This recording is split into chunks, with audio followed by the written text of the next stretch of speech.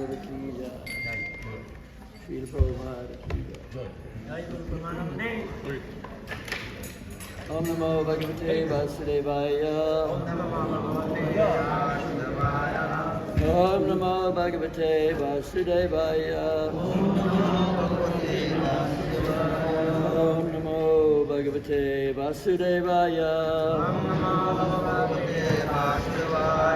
Om Namo Bhagavate Vasudevaya. Om Namo Bhagavate Vasudevaya.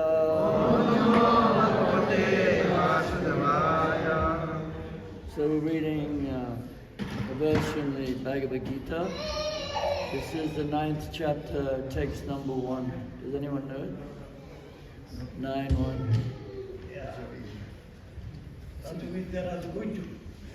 Very important verse.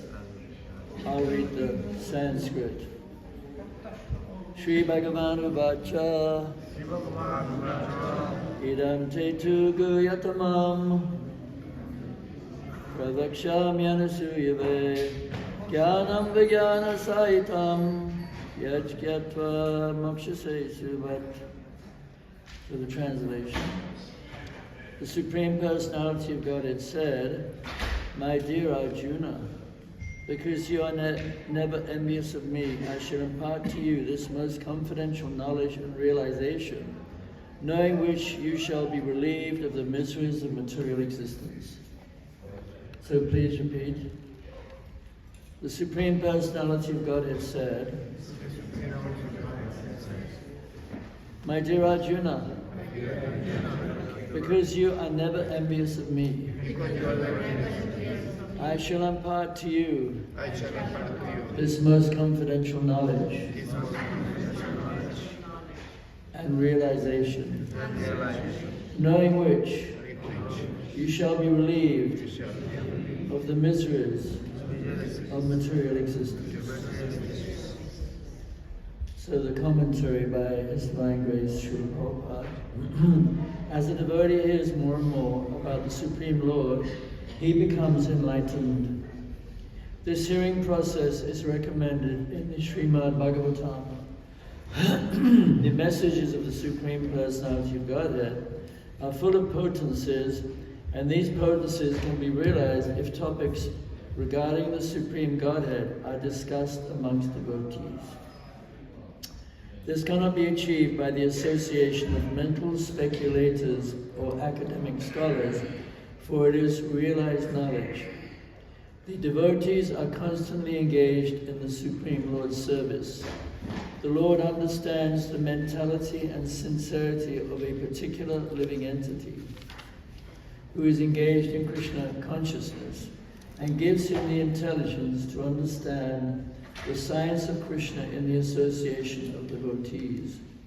Discussion of Krishna is very potent, and if a fortunate person has such association and tries to assimilate the knowledge, then he will surely make advancement towards spiritual realization.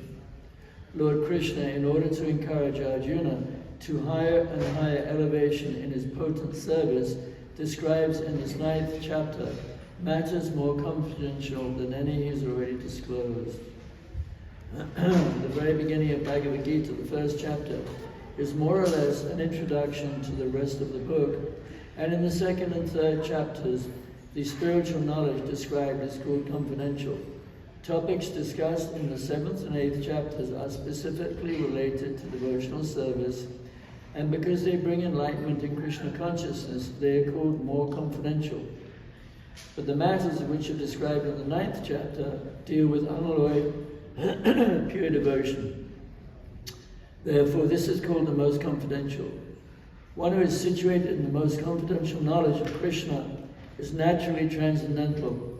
He is therefore has no material pangs, although he is in the material world. In the Bhakti Rasamrita Sindhu, it is said that although one who has a sincere desire to render loving service to the Supreme Lord is situated in the conditioned state of material existence, he is to be considered liberated. Similarly, we shall find in the Bhagavad Gita, 10th chapter, that anyone who is engaged in that way is a liberated person. There's more to the purport, but I'll finish it. Om Jnana Tamannasya Gyanandanam Shakaya Chakrivanatannanatasvaya Shri Gurave Namaha Shri Chaitanya Manobhastam Stapatam Yen Bhutale Swayam Rudramayam Tadasam Patantika. So, welcome everybody. Thank you very much for coming. It's very important to hear the philosophy, to come to the temple to see the deities. This is the most important thing in life. And to understand the philosophy of Krishna is also very, very important. Although even if you are illiterate, you can still go back to Godhead. You may know the story of the illiterate devotee in South India. When Lord Chaitanya went on tour in South India, there was a devotee in the temple, and he was illiterate. He couldn't read or write. He was looking at the Bhagavad Gita, and he was going into ecstasy. He had tears of ecstasy, and he looked very happy. And so Lord Chaitanya spoke to him, because he had the Bhagavad Gita, but he couldn't read. But Lord Chaitanya said, I see that you're very ecstatic, even though you can't read. So he said, whenever I think of Krishna being the chariot driver to Arjuna, my eyes fills with tear, and I feel overwhelmed with love. So whether you can read or not, but if you can read, any of you can't read? So, you can't read? Okay, no problem. So you have to be like him. Where are you from? Where are you from? You can't? Ecuador. Oh, okay. So if you can't read, it's no problem. But if you can read, there's no excuse for not reading the Bhagavad Gita and the scriptures about Krishna, because they are the way we see the world. We are called Shastra Chakshus, which means we see through the eyes of the scriptures. So the scriptures are the most important way that we understand who Krishna is.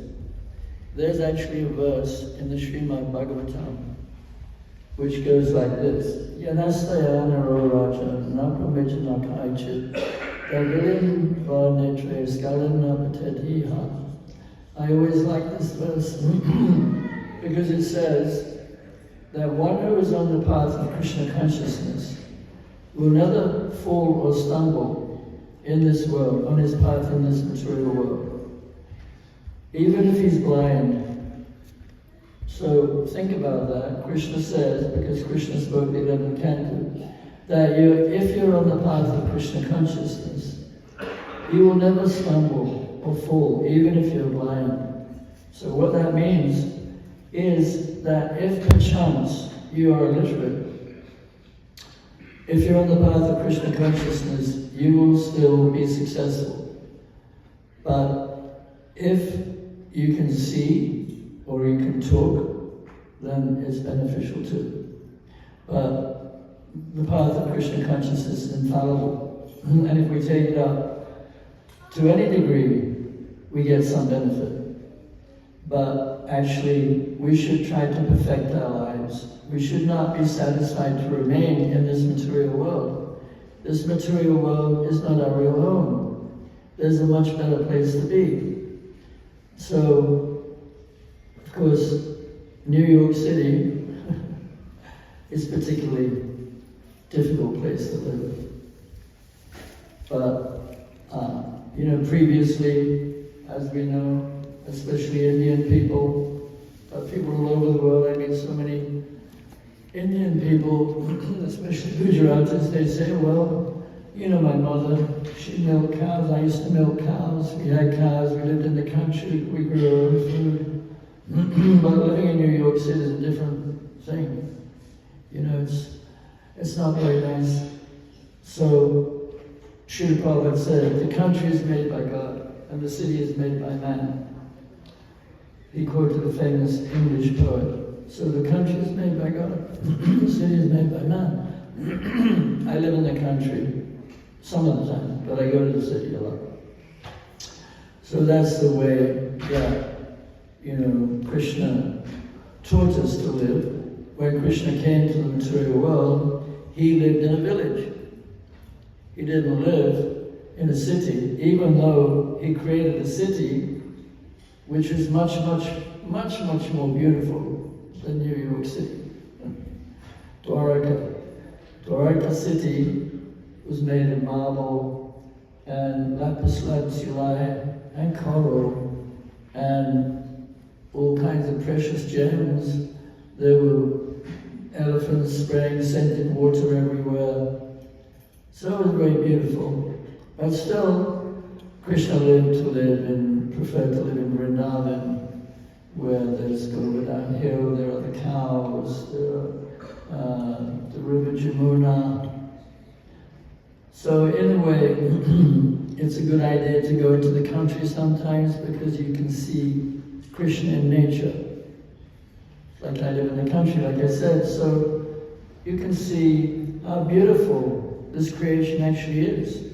Even though we don't want to remain here, but still we can appreciate Krishna in nature. Just like I have some fruit trees.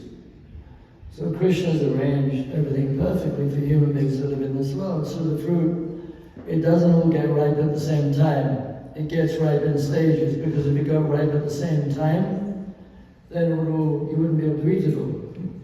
So it gets ripe, one day you might have a peach or a persimmon or a mango. So the next day another one will be ripe, and the day after that. So it's all arranged for our benefit. But living in the city, you can say, well, the subway came on time, I got to work on time. It's Krishna's arrangement, but it's not really. It's far removed from nature. But we live here, so we have to make the best use of a bad bargain. So living in the city, the way the world has developed, most people live in the city because we're products of the industrial age. And the industrial age hasn't really done any favors to the world. The world has become degraded so much by industrialization. But if you have this philosophy, it doesn't matter. Because wherever you are, you can actually think about Krishna. And the benefit of living in a city is that you can make money and you can give it to Krishna. Or you can be like Roy Ramprabhu here. He's doing a great service. He's getting everybody to hear the holy name, which you can't do so much in the country. So many people in Washington Square Park, if you've been there, it's a pretty crazy place. There's some crazy people. But anyway, they have ears, they can hear the holy name. So hearing the holy name is very important.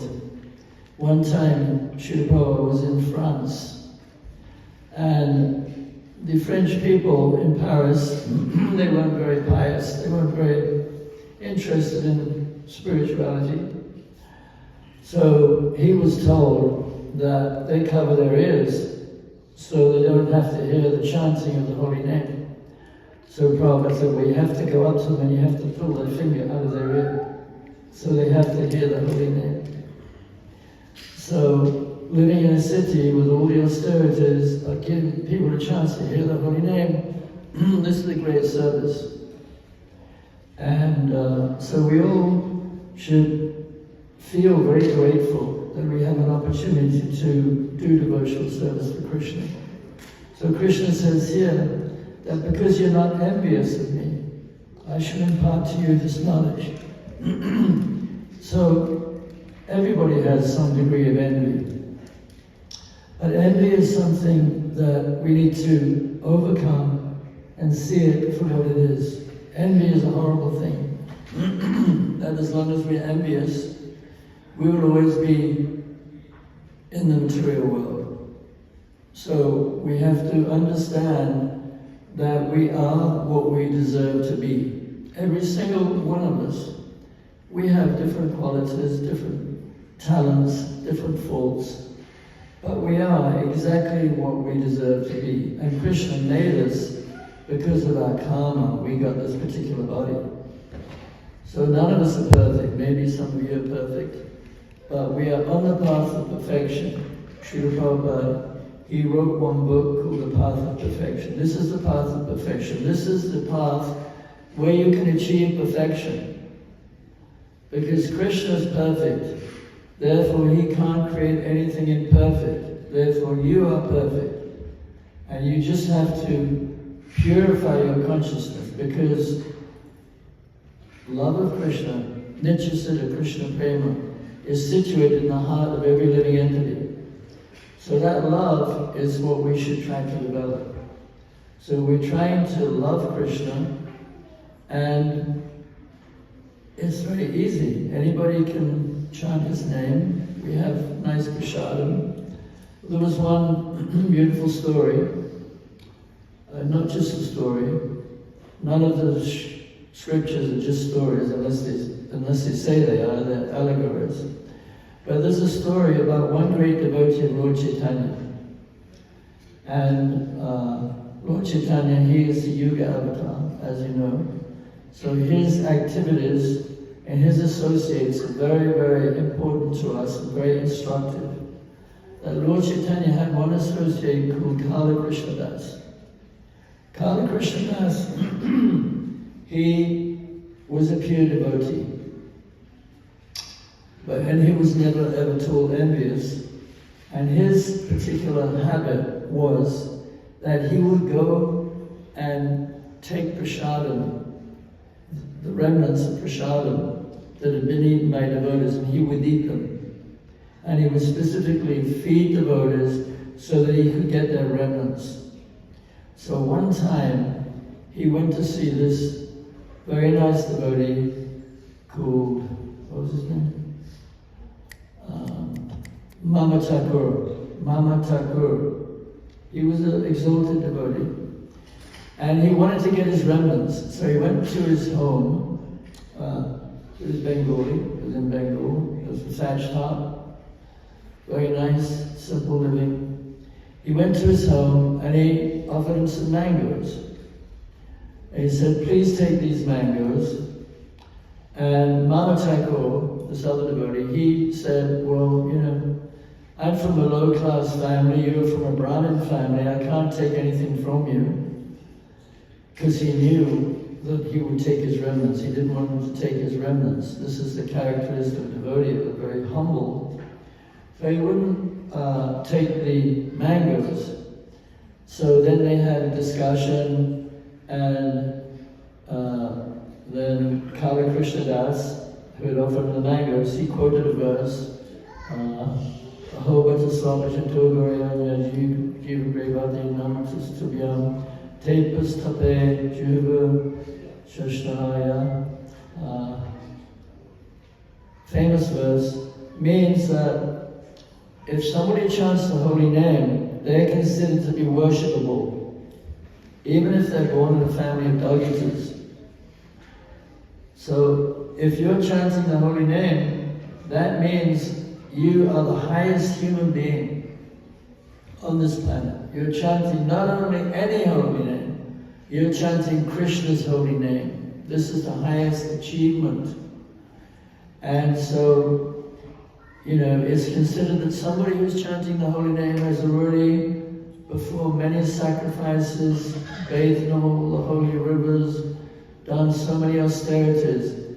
And this chanting the holy name is the pinnacle of success for a human being. So he was saying, because you're chanting the holy name, you're worshipable. You must definitely take this gift. So anyway, he took the mangoes, and Mama Thakur knew that he wanted to take the remnants. So, you know, Kala Krishna Das, he left because he didn't want him to take his remnants. He didn't want him to hang around. He didn't want him to think that he was waiting for the remnants. So he he hid in the bushes. And Mama Thakur, his wife, they offered the mangoes and they took the mangoes. And they threw the remnants out with the garbage. And then Kala Krishnadas, he came along and he ate the banana leaves, licked the banana leaves, the remnants of the mango, he sucked the banana seeds, and then he took the dust from the ground where Mama Thakur had been walking and he put it on his head. So he was very advanced. He understood the power of the remnants of the devotee. I was very fortunate that I got Srila Prabhupada's remnants a couple of times. One time it was in London, and everybody would wait, when Prabhupada took prasadam, they would wait for his remnants to come out, and there was quite a squabble, a fight to get the remnants. Because I was lucky, I got some orange that had, when you eat orange, the fiber, you spit it out afterwards. These Indian people do, I don't know about Western people. So he spat out the fiber, and I got some of the fiber. So I was so fortunate, because the remnants of a devotee are called Maha Mahaprasad. That's very, very special to get that.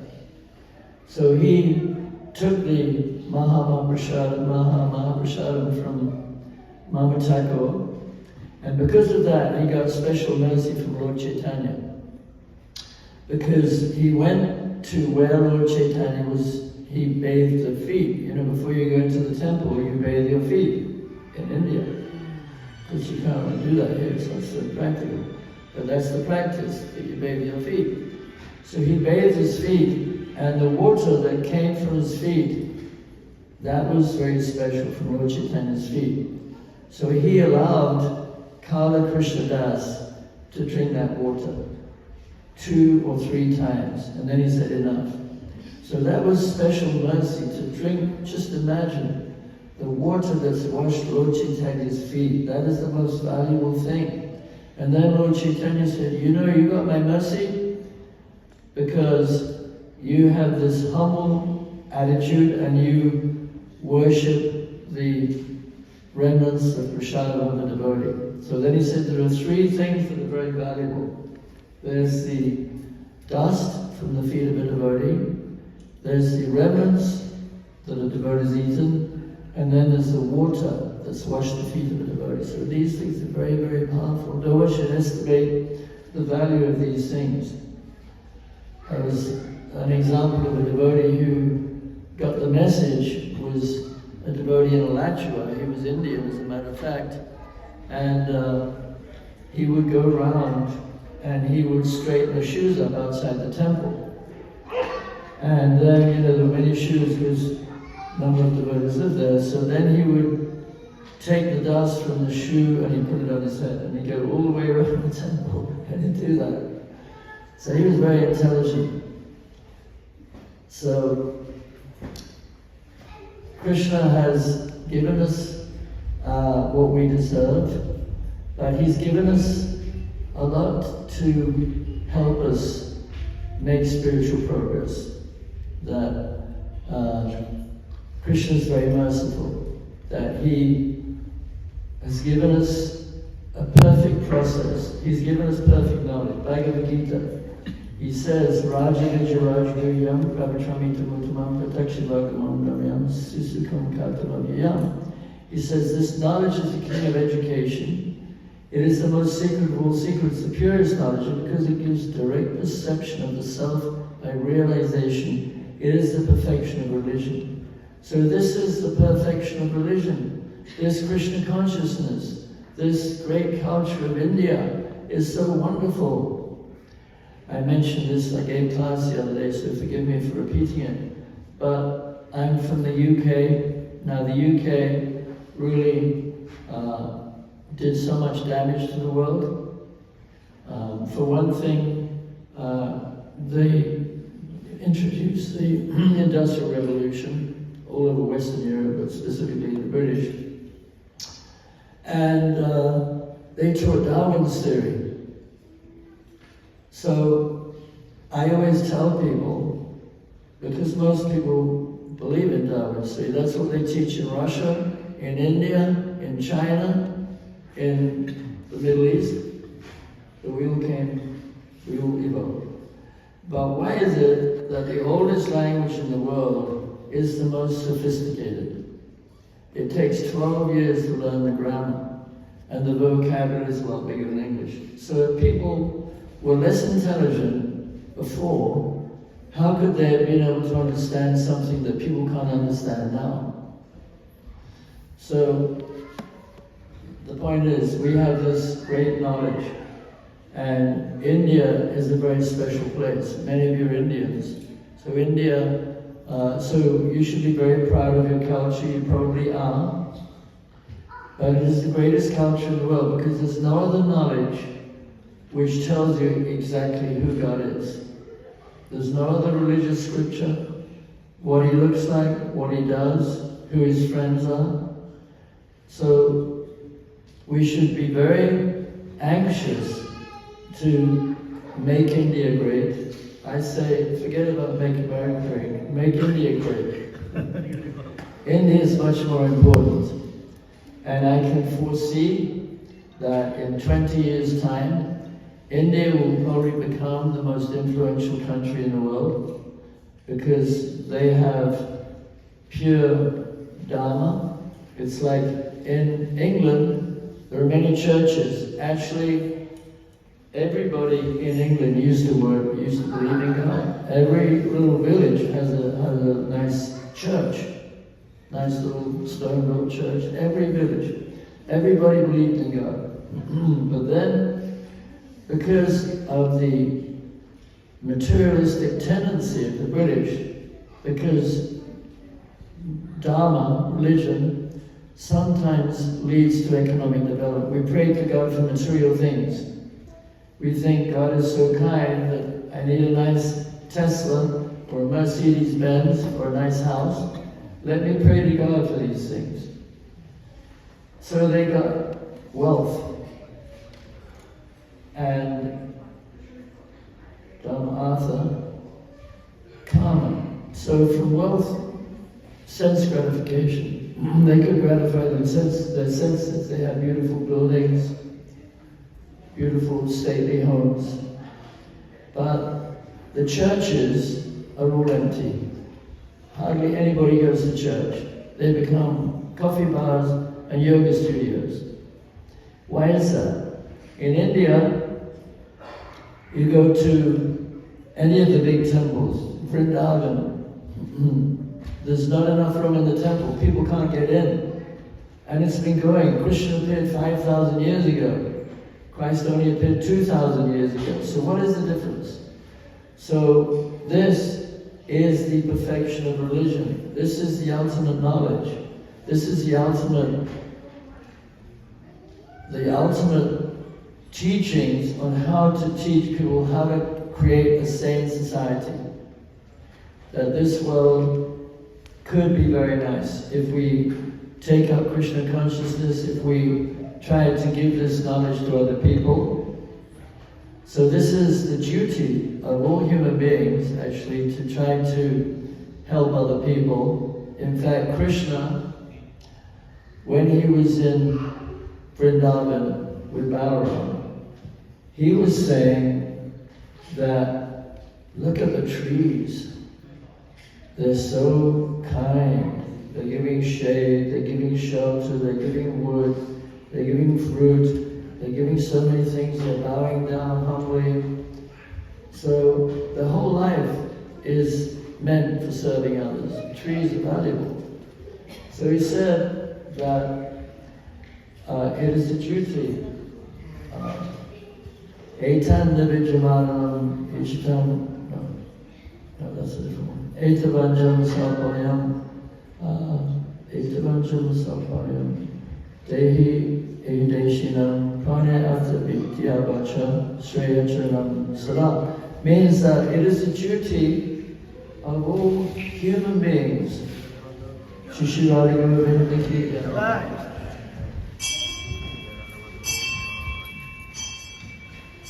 to work for the benefit of others. So this is our duty, to try to work for the benefit of others. And this is actually the most important way to understand the teachings of Lord Chaitanya Mahaprabhu. So Chaitanya Mahaprabhu, he specifically ordered everybody in the universe. He said, I order every person in the universe to spread Krishna consciousness. So this is the example of all the great personalities of India, all the greatest acharyas. They all, even Krishna came to teach this knowledge. Every Madhavacharya, Ramanujacharya, Lord Chaitanya, the six Goswamis, they all came specifically to teach people how to live. So this is actually the best way to make spiritual progress. Somehow or other, whatever we can do, maybe you can make some cookies and give them out to your friends. You offer them, you give them to your friends. Maybe you can make lots of money and you can donate to the temple. Maybe you can go out singing in public so people can hear the holy name. There's just many, many different ways. Or you can distribute books. Prabhupada said that was the best preaching, distributing books. Or you can go on Harinam with Radharam and his devotees. Or you can serve the deities, you can bring some fruit. But all of this is meant for the benefit of the world. And so ISKCON is a movement that Srila Prabhupada created back in New York in 1966. So it's his vehicle, or a vehicle. Specifically, we're all here because of Srila Prabhupada, we know that. So he created ISKCON with different purposes. One of them was to distribute transcendental literature, to provide association for devotees, to teach people a more natural way of life, to establish places of worship where people can come. So another thing is that, India also, there's so many temples being built now. The churches in England are empty and dead, but in India, so many beautiful temples are being built. And how many of you Bengalis? Bengalis. Okay. So Lord Chaitanya appeared in Bengal. So Bengal is a very special place, actually. Gujaratis is better cooks, hate to tell you. But, so I have a friend, you probably heard about Ambarish Babu. You all heard of Ambarish. So he's Henry IV's great-grandson, and he has quite a lot of money. And he's building a beautiful, or not him, but with the cooperation of others. He's the main donor to this beautiful temple at the place where Lord Chaitanya was born. So Lord Chaitanya, he is the incarnation of love of God. And he came specifically to teach us how to love Krishna, specifically in the mood of the residents of Vrindavan. So this is an incredible opportunity which is not afforded or given in any other age. So it's said that the demigods, they're queuing up to take birth on this planet so they can be part of this movement. This is spoken in the Srimad Bhāgavatam. If you read I think it's in the 11th or the 12th canto, it explains clearly how demigods, they're queuing up because this opportunity to develop love of Krishna in the mood of the residents of Vrindavan is very, very rare. Because all the other incarnations of God, they never gave this opportunity. Like the Sitaram. Now Ram, he only had one wife. But there were many sages that became attracted to Lord Ram. And he couldn't, give them a relationship. But they meditated on him. And then, because of their absorption and their devotion, and they made Ram the object of their love, they were given the opportunity to become gopis in Vrindavan. Amazing. It took a long time. They had to meditate for a few thousand years. But if that's what it takes, it's worth it. So, to be born at this time, to be chanting in the kirtan, to chant Hare Krishna. One time Prabhupada explained why chanting Hare Krishna is the best holy name. Because he said that it's like somebody who is a big owner of a business. So he owns a big business and he has different relationships with different people that work for him. Like the cleaner, she calls him sir. Yes, sir. And one of the salesmen may call him Mr. Jones. Yes, Mr. Jones. And one of his friends may call him Johnny. But his lover calls him darling. So he's more attracted to the more intimate name. So Krishna is the most intimate name of God. That when you chant Krishna, this name is so powerful that it purifies your heart, and Krishna is dancing on your tongue. And Srila Prabhupada said that if you take one step towards Krishna, he takes 10 steps towards you. So Krishna is very merciful. We see how he treated different people that even tried to kill him. Like Putana.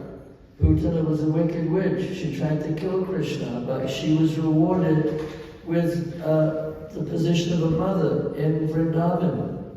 Krishna never holds a grudge.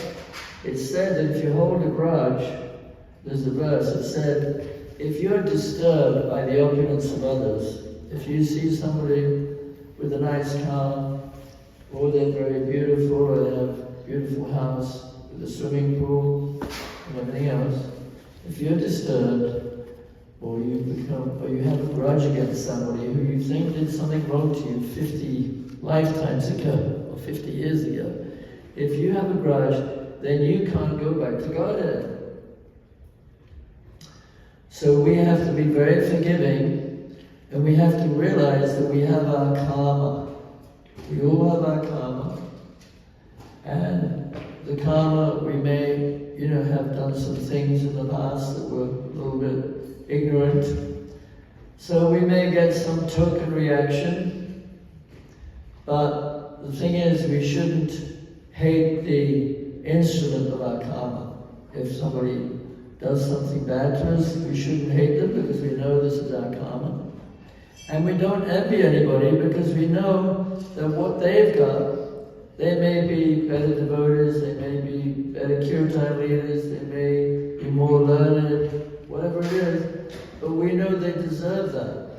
And therefore we should give credit to them because they've done more pious activities, more service to Krishna in the past. So we should be satisfied with who we are. And if somebody excels, I heard an example that if a devotee does some wonderful service, sometimes devotees do amazing service. Like some devotees, I know, they write amazing books. They've established beautiful farm communities. They have many loving disciples. But I won't be envious because I know that will impede my devotion. So I have to give them. In fact, I went to somebody's Vyasa Puja ceremony celebrating their birthday, and there was somebody who is very accomplished. And because I've learned a lot from this person, I'm very grateful to him. So I was glorifying him, and it was very touching. Everybody was crying. It was so touching. Because, if somebody's Like if you're playing football and your side, the centre forward or whatever, scores a goal and it's the start of the match, you're happy. Here's somebody who's doing so much for Krishna and he's spreading Krishna consciousness, so I should be very happy because he's doing more than me and Krishna's very happy with him, and if I'm envious, that's the problem. So we should never be envious of anybody. We should never be envious of Krishna, because Krishna is, we can't compete with Krishna. Krishna is the supreme in every aspect. And he's the kindest.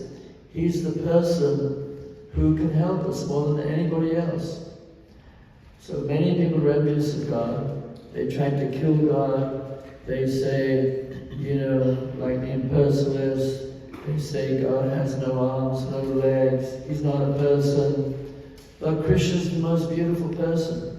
So it's said that Madaram, Vaparasya Vibo, Madaram means that everything about Krishna is sweet. His voice is sweet, his eyes are sweet, his lips are sweet, but his smile is the sweetest. So we have to try to get Krishna's smile. And we do that by going out of our way to help others come closer to Krishna. And by somehow or other purifying our own hearts and learning about Krishna. Krishna is very happy when we read the books. That's why he sends so many people here to write books. You could never read all the books that have been written about Krishna, because Krishna is so kind that all these residents of the spiritual world, the Goswamis, they are sent here by Krishna. They don't come here for material enjoyment. They came here to write books. Jiva Goswami wrote 400,000 verses. This is 4 times the length of the Mahabharata. If you've seen the Mahabharata, the unabridged version of the Mahabharata, it's like this, thin pages. He wrote 400,000 verses. This is just Jiva Goswami. He's considered the greatest philosopher ever to exist on this planet. So Krishna is always sending devotees to help us make spiritual progress. So we should take advantage and read the books of all these great personalities and get to know Krishna, become attracted to Krishna. Because if you don't know who Krishna is, how can you love him? Because if you can't read and you're very sincere, Krishna will give you, he says, Tesham Satadiyam Bhajatam Pradipurvakam Dadami Bhagayogam Samyanimam Yantite. To those who are constantly devoted and worshiping with love, I give the understanding by which they can come to me. So Krishna will help all of us if we're sincere and we are not envious. So any questions? Yeah. Prabhu, thank you very much for the class. Hare Krishna. The question is this, that Prabhupada described how these 2 living entities who are envious, the snake and the being, the human being. Right, yeah. So he said that we can